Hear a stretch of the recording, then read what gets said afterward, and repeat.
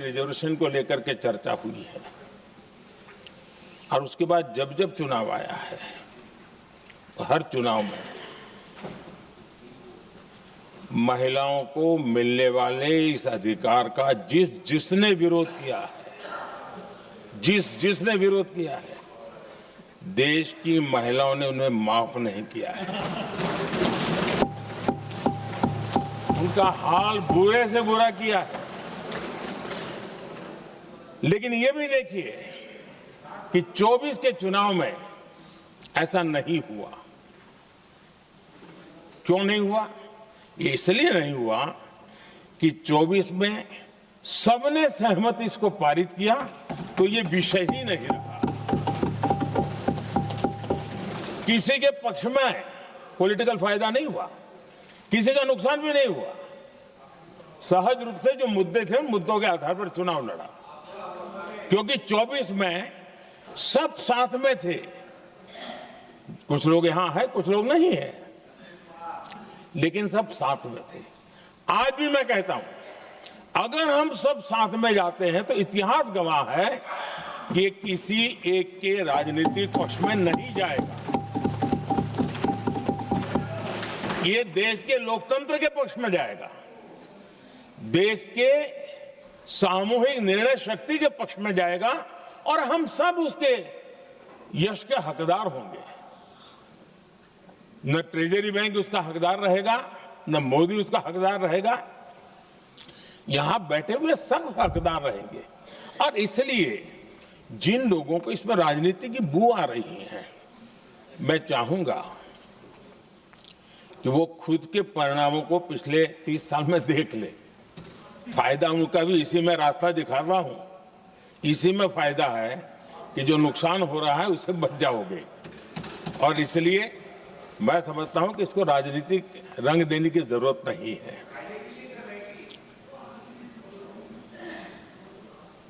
आदरणीय अध्यक्ष जी, मुझे याद है तब तो मैं शासकीय व्यवस्था की राजनीति में नहीं था। मैं एक संगठन के कार्यकर्ता के नाते काम करता था। उस समय एक चर्चा सुनने को मिलती थी गलियारों में कि देखिए ये कैसे लोग हैं,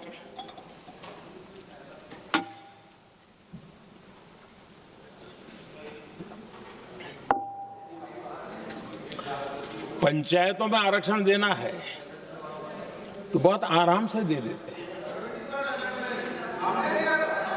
लेकिन आप कह रहे हैं तो कह रहे हैं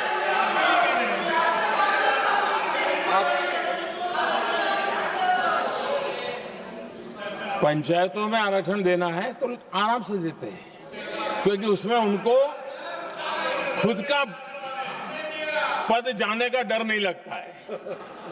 उसको लगता है हम सुरक्षित यार वहां दे दो। ये उस समय गलियारों में बहुत चर्चा थी कि बोले कभी नहीं करेंगे यहां बैठे हुए। क्यों? क्योंकि उनका कुछ जाएगा। और इसलिए और बगे पंचायत का हो जाता है, 50% तक पहुंच गए।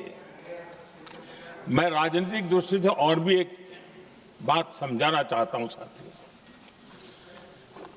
आज से 25 साल 30 साल पहले जिसने भी विरोध किया तो विरोध राजनीतिक सतह से नीचे नहीं गया था। आज ऐसा समझने की गलती मत करना। पिछले 25-30 साल में ग्रास रूट लेवल पे पंचायती चुनाव व्यवस्थाओं में जीत करके आई हुई बहनों में एक पॉलिटिकल कॉन्शियसनेस है। वे ओपिनियन मेकर हैं ग्रास रूट लेवल पे। 30 साल पहले वो शांत रहती थी, बोलती नहीं थी, समझती थी, बोलती नहीं थी। आज वो वोकल है। और इसलिए अब जो भी पक्ष विपक्ष होगा, वो जो लाखों बहनें कभी न कभी पंचायत में काम कर चुकी है, प्रतिनिधित्व कर चुकी है, जनता के सुख दुख की समस्याओं को गहराई से देखा है, वो आंदोलित है। वो कहती हैं कि झाड़ू कचरा वाले काम में तो हमें जोड़ देते हो, वो तो परिवार में भी पहले होता था, अब हमें निर्णय प्रक्रिया में जोड़ो।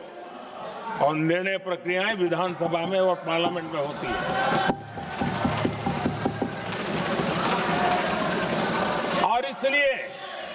मैं राजनीतिक जीवन में जो लोग प्रगति चाहते, मैं किसी भी सांसद की बात करता हूं, किसी भी एमएलए की बात करता हूं, ये दल वो दल की बात मैं नहीं कर रहा हूं।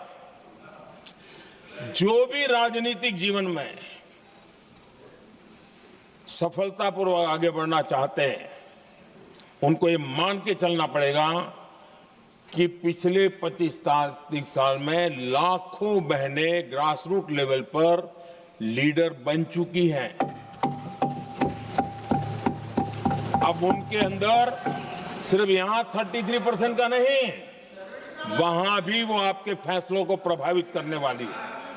और इसलिए जो आज विरोध करेंगे उसको लंबे समय तक कीमत चुकानी पड़ेगी, लंबे समय तक कीमत चुकानी पड़ेगी। और इसलिए राजनीतिक समझदारी भी इसी में है कि हम ग्रासरूट लेवल पर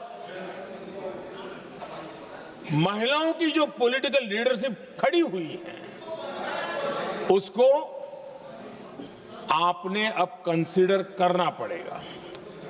यहां मैंने सुना हमारे मुलायम सिंह जी थे, तब से एक विषय चला रहे हैं, उनके परिवार वाले पे भी चला रहे हैं।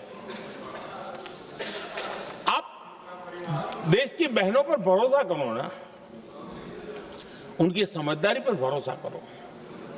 एक बार 33% बहनों को यहां आने दो, आकर के उनको निर्णय करने दो, किसको देना है किसको नहीं देना है, इस वर्ग को देना उस वर्ग को देना, करेंगे वो निर्णय। हम उनके सामर्थ्य पर आशंका क्यों करते भाई? एक बार आने तो दो, उनको आने तो दो। जब आएंगे तो 34 पे, और दूसरा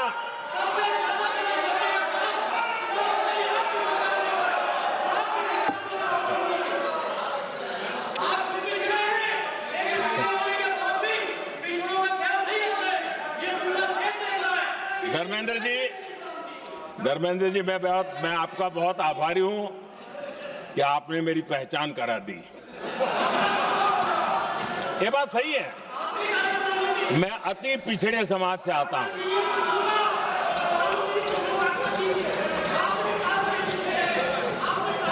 धर्मेंद्र जी, मैं आपका बहुत आभारी हूं, और अखिलेश जी मेरे मित्र हैं तो कभी कभी मदद कर देते हैं।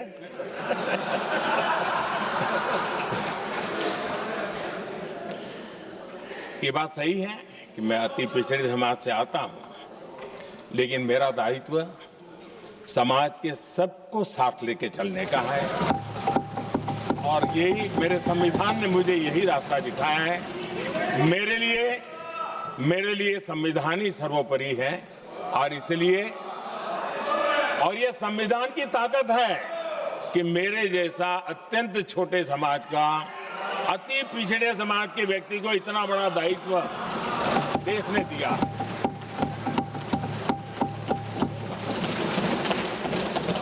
और इसलिए मैं तो देशवासियों का ऋणी हूं, और मैं तो संविधान निर्माताओं का ऋणी हूं कि जिसके कारण आज मैं यहां हूं। लेकिन आदरणीय अध्यक्ष जी, पिछड़ी जाति का स्वीकार कर रहे हैं, लेकिन हम पिछड़ी जातियों के साथ अन्याय न करें, इतना निवेदन है। आदरणीय अध्यक्ष जी, आज जीवन के हर क्षेत्र में हम देखें कि नारी शक्ति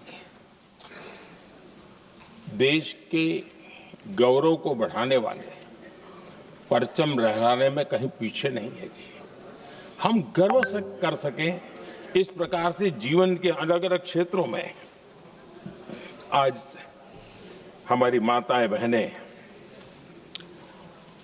बहुत बड़ा योगदान, हमारी बेटियां तो कमाल कर रही हैं जीवन के हर क्षेत्र में।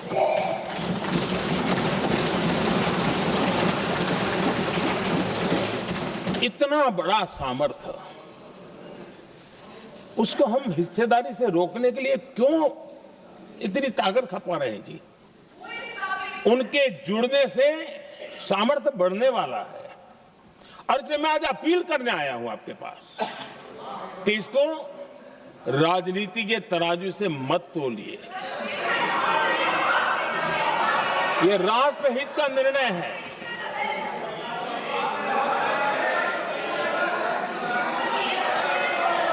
आदरणीय अध्यक्ष जी,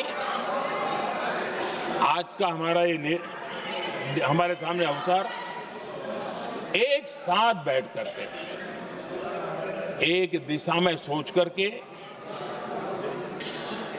विकसित भारत बनाने में हमारी नारी शक्ति की भागीदारी को एक खुले मन से निर्णय करने का अवसर है, स्वीकार करने का अवसर है।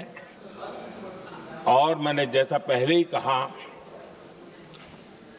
कि आज पूरा देश और विशेष करके नारी शक्ति हमारे निर्णय तो देखेगी, लेकिन निर्णय से ज्यादा हमारी नीयत को देखेगी।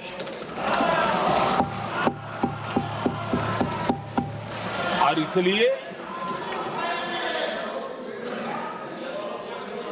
हमारी नीयत की खोट देश की नारी शक्ति कभी माफ नहीं करेगी।